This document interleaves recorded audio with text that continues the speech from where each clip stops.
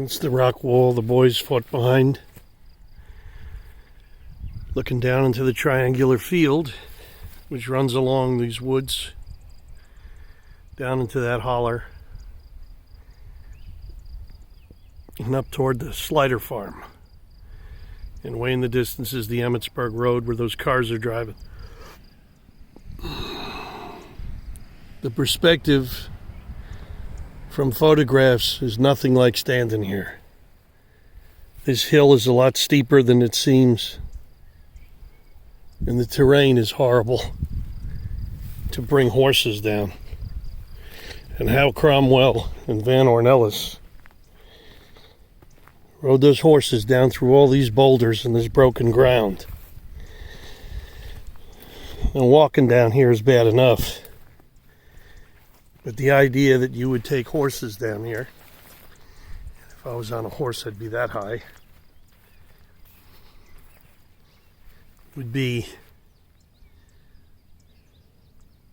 the kind of situation where you know you could get in pretty quick into a problem and not get out so easily. When that whole vista in the foreground was filled with men shooting to kill you.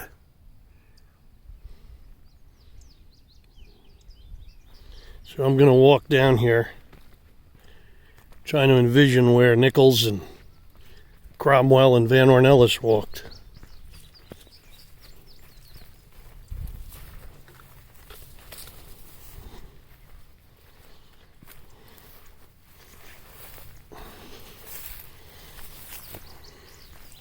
It's only second week of May, and already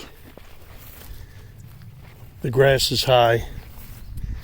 I can't imagine what it would be like in July. That's why I wanted to get out here earlier, where the leaves weren't so thick on the trees, and you'd have a little bit more of a bird's eye view into the wood lines they were being shot from. And today those woods are much thicker than they were in 1863. And again, looking back, you could see everything just disappears. You can't see where Van Ornelas was standing. You could barely make out the top of the rock wall.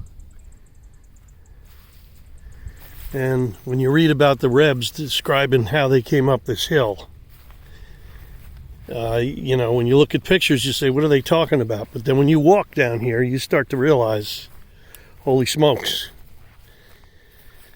And those kids already from Texas, Arkansas and Alabama had already marched for miles. It was 100 degrees, wearing wool jackets, no water, carrying all that pack equipment and ammo and guns. Crazy. Crazy. And the boys at the top of that Houck's Ridge, the orange blossoms, by the time their men got down to about where I am now, they caught a full-fledged volley in the front and lost 30% of their men in one volley. Now Nichols was laying here in between some of these rocks. I always wondered which rocks they were that his men had to fight to pull him out. Van Ornelas on his horse was thrown somewhere around here into these rocks, and he was shot dead. And so was Major Cromwell. And one of those rocks down there, a Reb was known to have climbed up, and he was quite a shot, so most of the boys were throwing their rifles up to him. And he got hit twice in the leg before they finally wouldn't let him up on the rock again. Pretty amazing.